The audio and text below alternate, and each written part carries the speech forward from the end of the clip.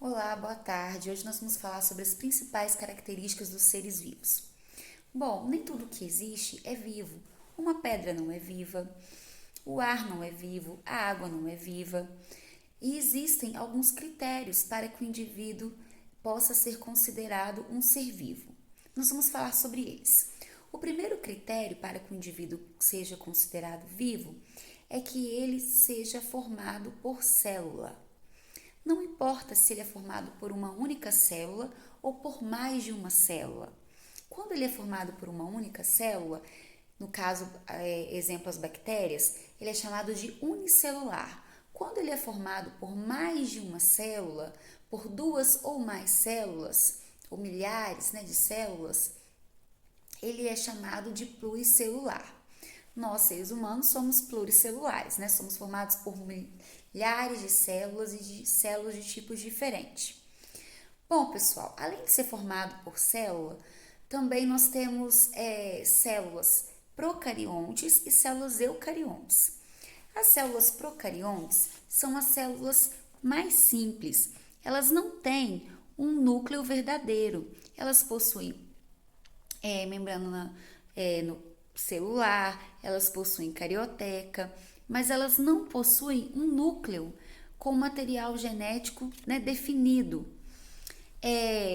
Essas células elas não possuem o que a gente chama de carioteca, por isso o material genético fica disperso no citoplasma.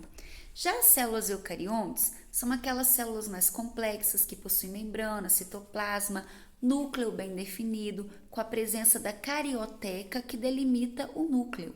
Então, o material genético fica dentro desse núcleo, quando a gente pensa, por exemplo, no ovo, de galinha, a gente sabe que a gema, ela fica intacta até o momento que você perfura aquela pelinha que segura a gema, que fica em volta da gema. Aquela pelinha é o que a gente chama de carioteca, é a membrana que envolve o núcleo, para ficar mais simples para a gente entender. Bom, então os seres vivos têm que ser formados por célula e outro critério, eles precisam de energia para sobreviver. Eles têm o que a gente chama de metabolismo, de funcionamento do corpo. E para esse corpo funcionar, para esse metabolismo funcionar, eles precisam de energia. Essa energia, ela pode ser absorvida através da alimentação, da nutrição e também através da respiração. Bom, em relação à nutrição, os indivíduos eles podem ser autótrofos, quando eles fazem seu próprio alimento através da fotossíntese.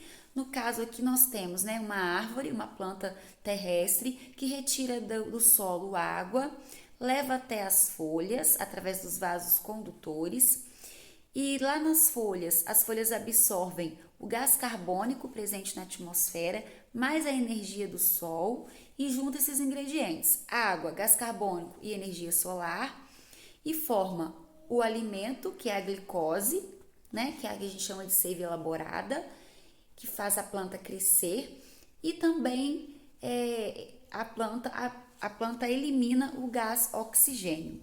Bom, nós não precisamos de alimentar as plantas, elas crescem sozinhas.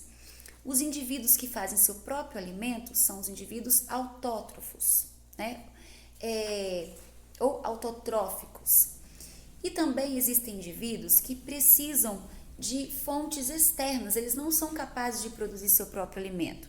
No caso, nós seres humanos, nós não podemos ficar lá com os braços abertos esperando a luz do sol entrar nas nossas células, fazer fotossíntese, nós não vamos criar raízes, absorver água? Claro que não, A maioria dos indivíduos não é capaz de fazer fotossíntese, então precisa de se alimentar de outras fontes de alimento. Então nós precisamos de comer alimentos de diversas origens para nos nutrir. Então nós somos indivíduos heterotróficos ou heterótrofos, nós não produzimos o nosso próprio alimento. Outra forma de ter o nosso metabolismo, o funcionamento do nosso corpo funcionando é através da respiração. Então os indivíduos, os seres vivos, eles precisam da respiração. Ela pode ser aeróbia ou então anaeróbia. Aeróbia é quando o indivíduo precisa de oxigênio para respirar, que é nós, né? No nosso caso, nós precisamos desse gás oxigênio para respiração. E os anaeróbios, ou anaeróbicos, palavrinhas difíceis, né? Os anaeróbicos ou anaeróbios, eles não precisam de oxigênio para sua respiração. E outra coisa, pessoal, os indivíduos também, eles precisam ter o que nós chamamos de ciclo de vida para ser considerado vivo. O que é ciclo de vida? Olha essa figura aqui. Quem lembra? A gente aprende isso quando a gente é criança. O indivíduo nasce, cresce, reproduz, envelhece e morre. Nós temos aqui o indivíduo nascendo, bebê, criança, jovem, né? Na época que ele fica aqui em idade reprodutiva, envelhece e morre. Então, todo ser vivo, ele tem um ciclo de vida. E olha só, os seres vivos, eles são formados, né, por elementos químicos, 6 elementos químicos principais, né, que formam uma sigla chamada de CHOMPs, né? Nós somos formados por carbono, hidrogênio, oxigênio, nitrogênio, fósforo e enxofre. Esses são os principais elementos químicos que formam, né, o corpo, que formam a estrutura dos indivíduos vivos. E esses elementos, né, os átomos desses elementos se juntam formando moléculas. Vamos ver uma figura aqui, ó. Então, ó, nós temos os átomos dos elementos se juntando, formando moléculas. As moléculas se juntam e formam organelas. As organelas se juntam, formam células. Células do mesmo tipo se juntam, formando tecido. O tecido se junta, formando um órgão. Órgãos que desempenham uma mesma função, uma função afim, formam um sistema. No caso aqui nós temos sistema esquelético. Vários sistemas, né? No nosso caso, corpo humano, sistema digestório, sistema respiratório, sistema cardiovascular, sistema muscular, sistema endócrino, todos os sistemas juntos vão formar o organismo, né, que é o indivíduo, é uma pessoa, né, no caso nós aqui, né, nós seres humanos, eu sou um indivíduo, né, representante da espécie humana, aqui nós temos um animal, aqui nós temos um organismo. Indivíduos da mesma espécie convivendo numa mesma área formam uma população. Então, são população, indivíduos da mesma espécie convivendo numa mesma área. Populações, né, de diferentes espécies vivendo numa mesma área formam uma comunidade.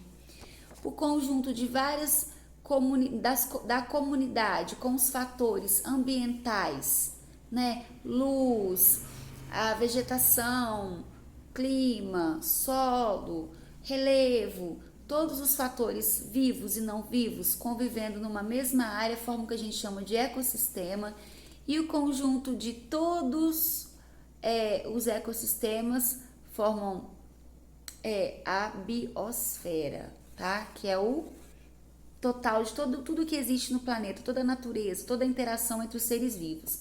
Lembrando, pessoal, que nós temos também os biomas, né? Os biomas são áreas grandes que possuem características iguais, vegetações parecidas, mesmos tipos de animais convivendo numa mesma área.